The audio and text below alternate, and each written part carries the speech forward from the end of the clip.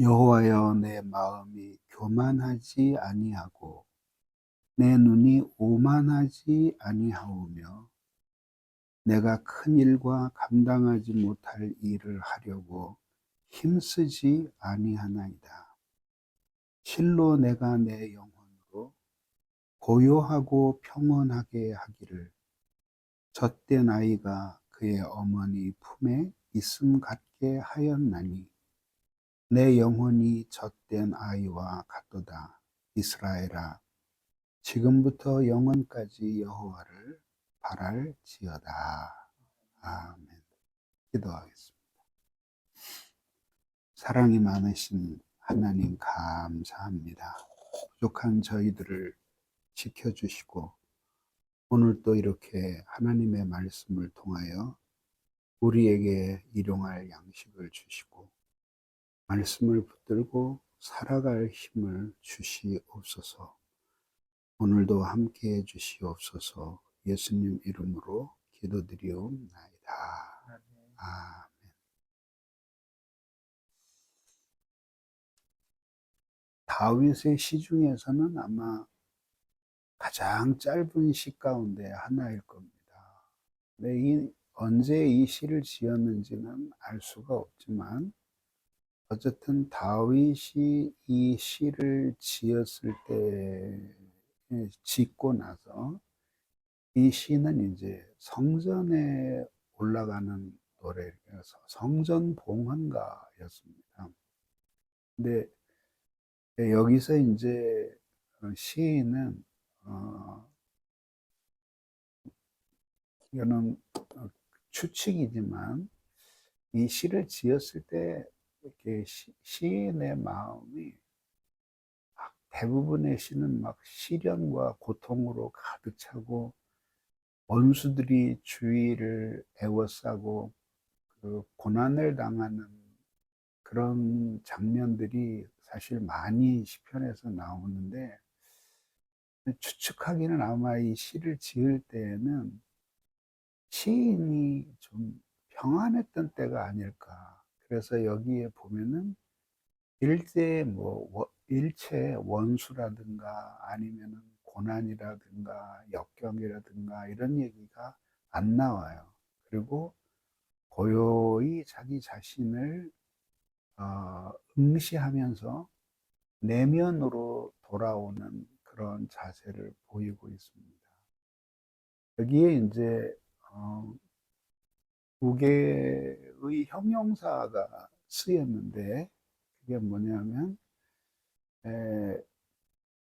내 마음이 교만하지 아니하며 내 눈이 오만하지 아니하며 그랬는데 이 교만은 그 사람에 대해서 사람과 비교하면서 내가 너보다는 더 높은 사람이다, 우월한 위치에 있다 하고 스스로 사람을 향하여 자신의 마음을 높이는 것을 교만이라고 하고, 오만이라는 이것은 하나님과 관계된 것입니다.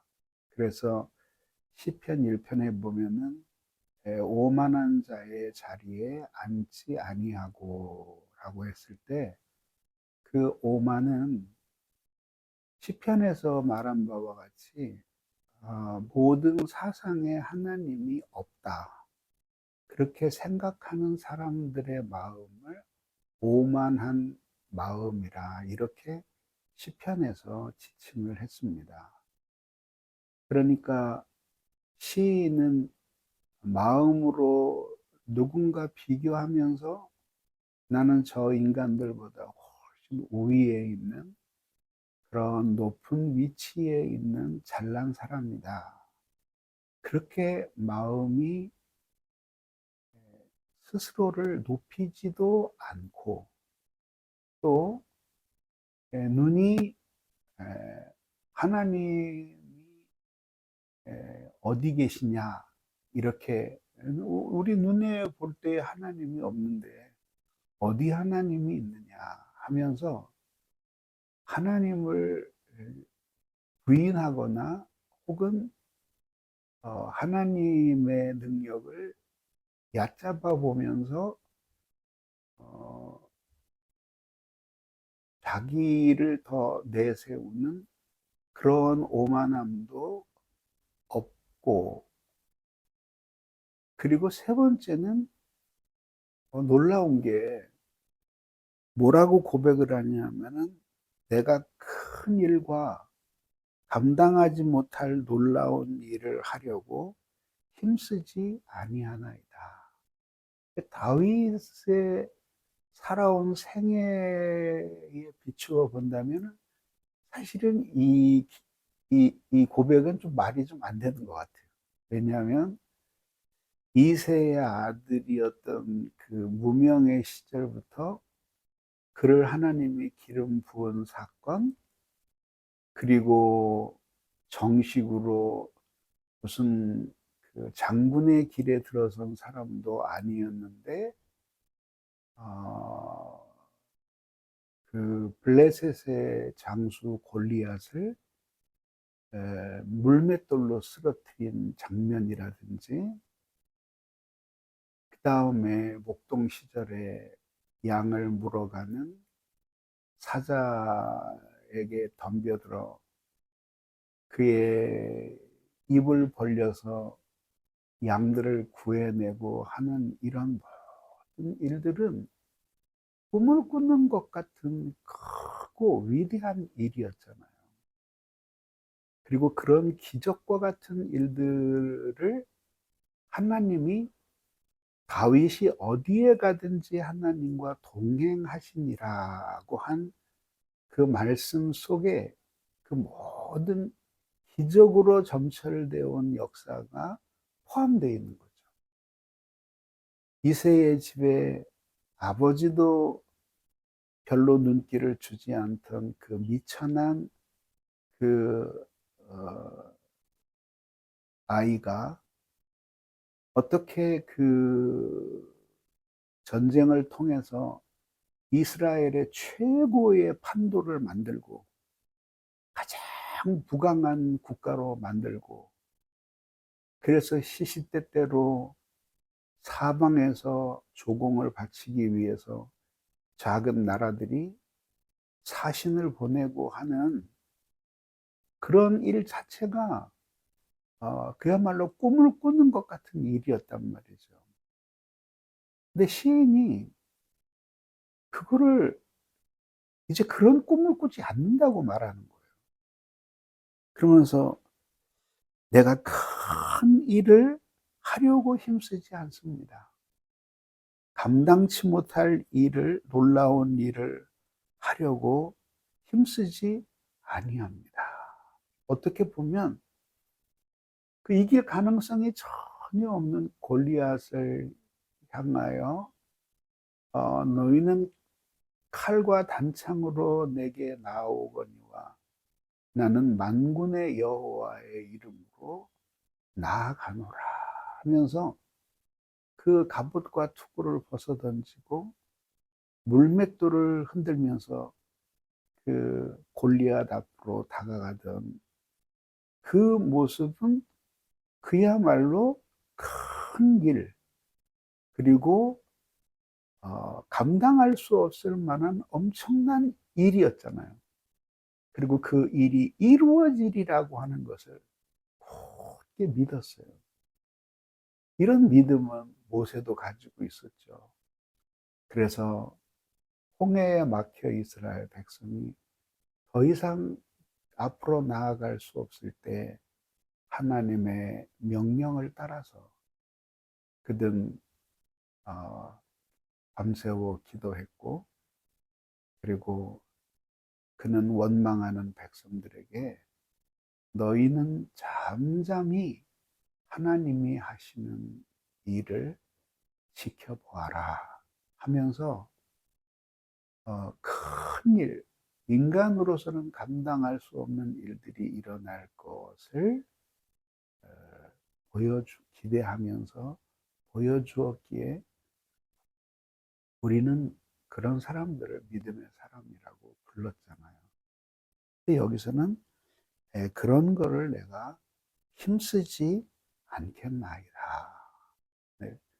이 이야기는 하나님의 예전에 그렇게 행하시던 하나님의 위대한 능력을 불신한다거나 혹은 그런 것들을 꿈꾸는 소원이 마음에 없다거나 어, 또 그런 믿음이 사라진 것을 의미하는 것이 아니에요. 그러면 뭘까요? 어느 순간 시인은 고요히 어, 자기 자신의 내면으로 돌아오는 거예요. 그래서 하나님을 만나려면 밖으로 정신을 내어 쏟음으로써 하나님을 만나게 되는 것이 아닙니다. 하나님을 만나려면 마음이 자기 자신에게로 돌아와서 내면 깊은 속을 성찰하는 것으로서 하나님과 만날 수 있는 마음이 준비가 되는 것이죠. 그런 의미에서 시인은 이제 그렇게 비록 하나님을 위한 일이라고 할지라도 큰 일을 이루는 것, 감당치 못할 엄청난 일들을 완수하는 것보다 하나님과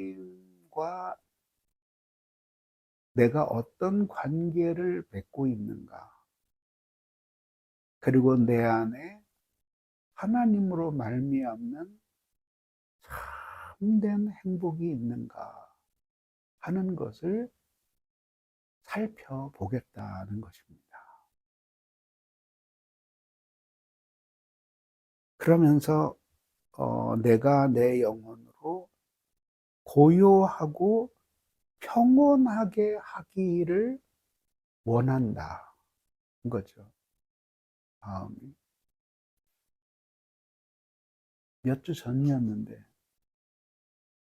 평소와 다름없이 아침에 이제 기도를 하는데요. 그날은 정말 특별했어요. 무슨 이유를 내가 댈 수가 없는데, 엎드려서 간절히 기도하는데, 내 영혼의 무게가 깃털처럼 가벼워지고, 그리고 나의 기도가 모두 하나님께 올라가는 그런 환상 같은 것이 보였어요. 근데 기도는 한없이 나오지만, 그러나 이 기도가 응답되고 응답되지 않는 것은 별로 관심이 없어요. 그 시간에 하나님이 나에게 보여주신 그 놀라운 친밀함, 그리고 내 영혼이 하나님을 인하여 이렇게 만족을 얻고 행복해서 내 영혼에 어떠한 무게도 느껴지지 않는다는 것이 너무 기뻤어요.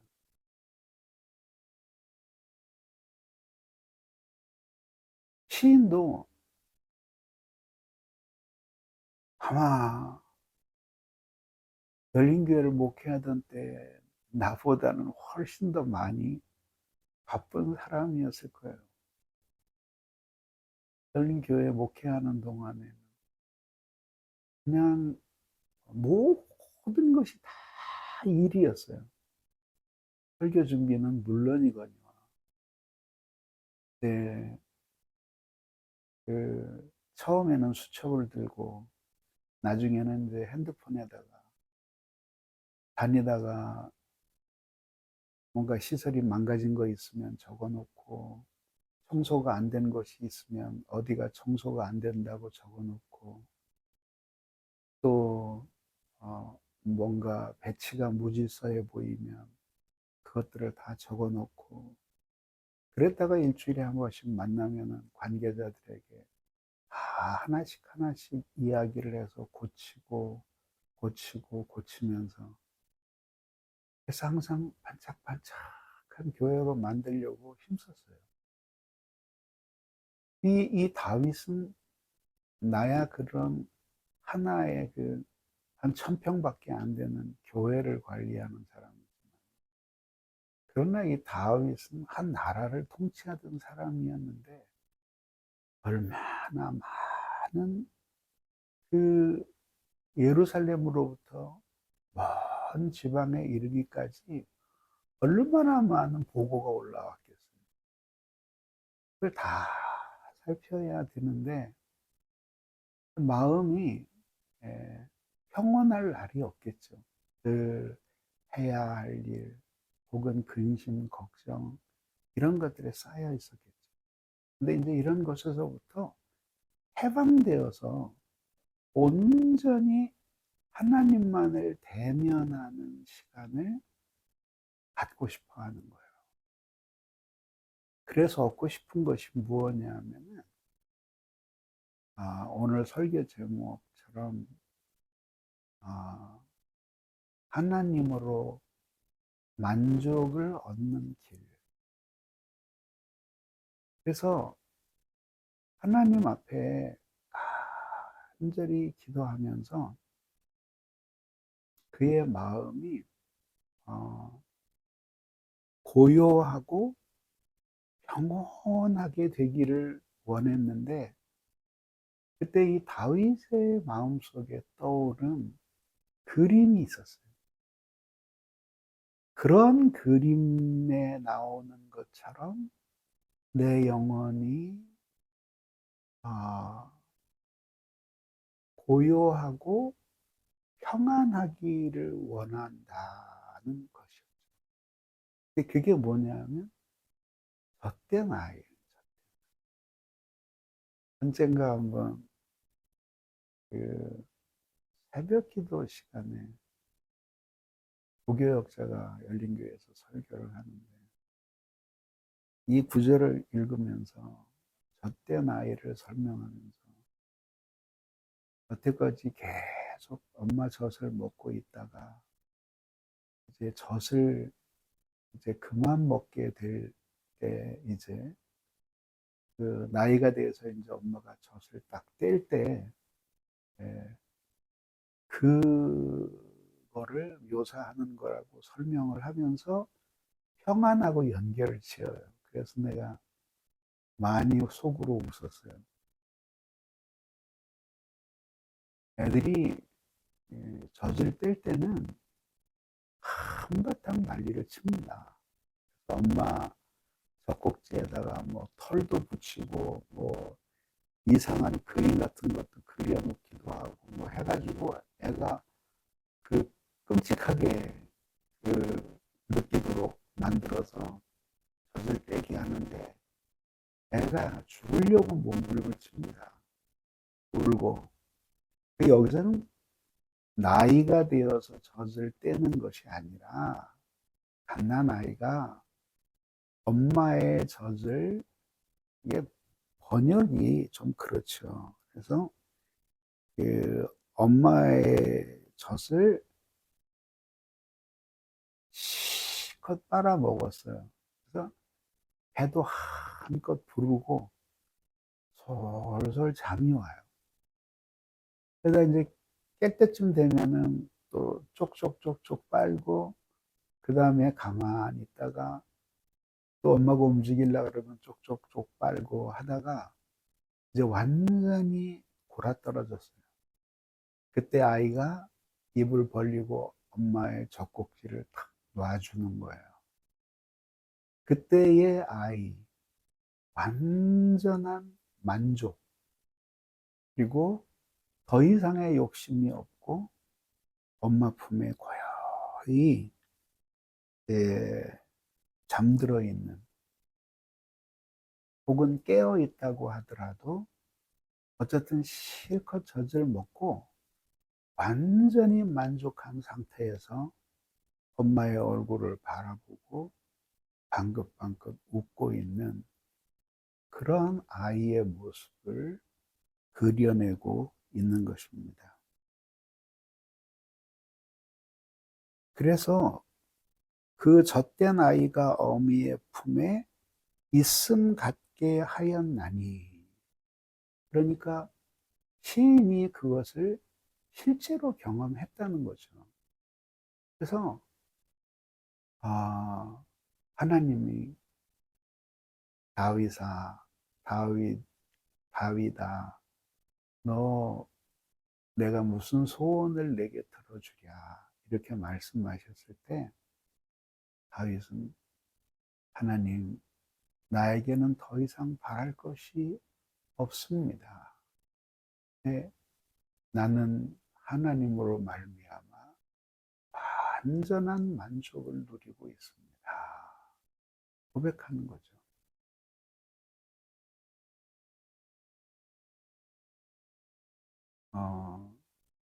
신자가 신앙의 외도를 하게 되는 것은 자신의 즐거움을 하나님 아닌 다른 곳에서 찾으려고 할 때 마음은 교만해지고 눈은 오만해지고, 그리고 그의 정신은 신앙의 길을 떠나서 외도를 하게 되는 것입니다. 신자의 진정한 만족은 하나님께 있다는 것. 내가 무엇이 되고 무엇을 얼마나 소유하고 또 무엇을 얼마나 하느냐에 있는 것이 아니라 하나님 때문에 완전한 만족을 누리고, 하나님은 나의 그러한 모습 때문에 완전히 기뻐하시는 그 상태가 우리가 가장 사모해야 할 상태이고, 이 일을 한다는 미명하에 그것을 잃어버리는 것은 영혼에 빨간불이 들어오는 신호예요. 그래서 이 말씀을 어제 저녁에 준비하면서 그런 생각이 들었어요. 우리가 얼마나 자주 이런 하나님과의 큰 만족이 있는 교제를 어, 그 얼마나 자주 잃어버리고, 그리고 헛되고 어리석은 일에 분주하면서 껍데기밖에 없는 신앙인으로 살아갈 때가 얼마나 많이 있는가 생각을 하면서,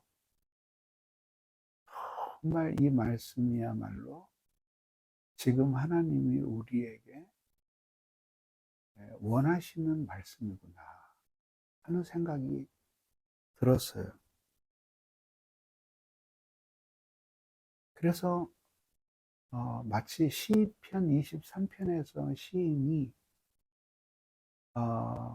내 잔이 넘치나이다 라고 고백했던 것처럼, 그렇게 하나님 때문에 완전한 행복과 만족을 누리고, 그래서 더 이상 바랄 것이 없는 그런, 하나님 때문에 완전히 만족한 그런 상태를 가지고 있을 때 인간은 모든 두려움이 사라지는 것을 깨닫게 되고 생사를 초월하게 되죠. 어거스틴이 참 나쁜 사람이었어요.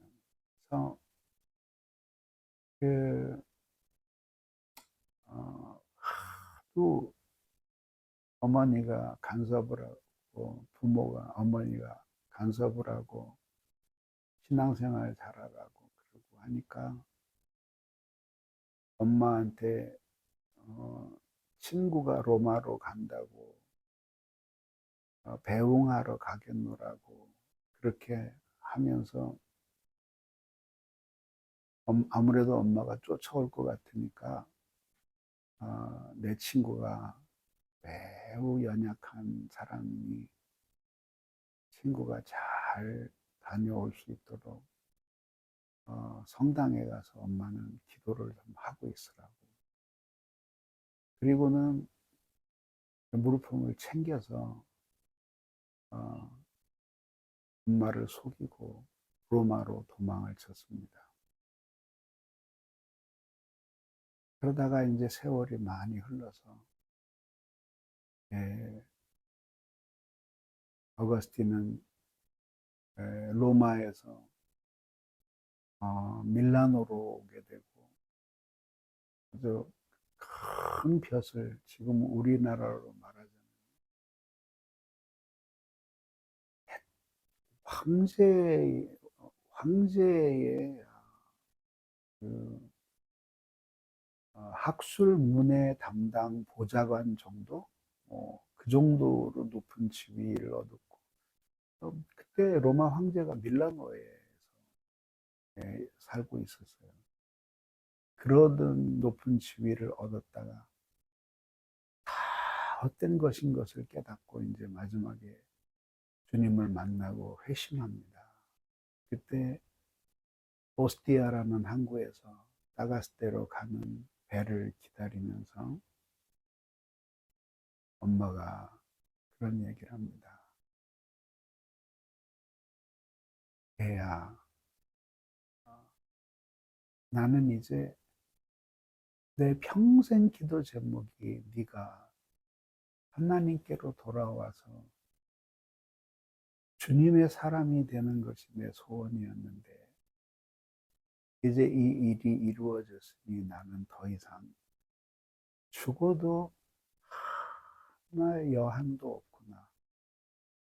심지어 내가 왜 이렇게 오래까지 살았냐 하면 내가 하나님을 믿고 하나님의 사람이 되는 것을 보기 전에는 내가 눈을 감을 수가 없어서 악착같이 살았는데 이제는 충분하다. 내 마음이 너무너무 행복하고 네가 자랑스럽다. 그 어머니는 아들이 높은 벼슬을 얻은 것보다도 주님을 믿게 된 것을 더 기뻐하였고 완전한 만족을 누렸습니다. 그 말이 시가 됐는지 그렇게 창가에서 아들하고 대화를 나누고 그 다음 날부터 열병이 오기 시작해서 결국은 오스티아에서 모니카가 죽어요. 시편에서 다윗이 말하고 있는 평안이 바로 그런 거. 모든 것이 다 하나님이 원하는 질서대로 돌아갔기 때문에 더 이상 내 마음에 소원이 없는 상태. 그런 상태, 주님으로 완전한 만족을 누리는 그런 상태입니다. 그래서 우리의 참된 만족은 세상이나 세상에 있는 것들에게서 나오지 않고 하나님께로부터 나온다는 것을 명심하고 그 하나님과 온전한 평화를 누리며 그 안에서 고요함을 찾는 우리들이 되기를 바랍니다. 그러면서 이제 시인이 3절에서 자기뿐만 아니라 모든 이스라엘 백성들이 그런 그 하나님으로 말미암는 만족을 느끼기를 고대하는 마음으로 말합니다. 이스라엘아, 지금부터 영원까지 여호와를 바랄지어다. 예, 바란다는 것이 여기서 소망을 하나님께 둔다, 이런 뜻입니다. 희망을 하나님께 둔다. 그래서 온전히 자신의 모든 희망이 하나님 안에 있는 사람으로 자기뿐만 아니라 온 이스라엘이 그렇게 살기를 소원하고 있는 장면을 보여줍니다. 선교라는 것은 결국 그거 아닐까요? 다른 데서 행복을 느끼던 사람들에게 복음을 전해서 참된 행복을 느끼는 그런 사람으로 되돌아오도록 그렇게 부르는 것이 하나님이 원하시는 선교가 아닌가 생각합니다. 이 말씀을 굳게 붙들고 한 달 동안도 우리에게 이러한 평안함과 고요함을 주시도록, 또 선교회를 활동을 통해서 훈련받는 목회자들과 학생들, 그들이 복음을 전하는 모든 사람들이 또 그렇게 되도록 그렇게 위해서 기도할 수 있게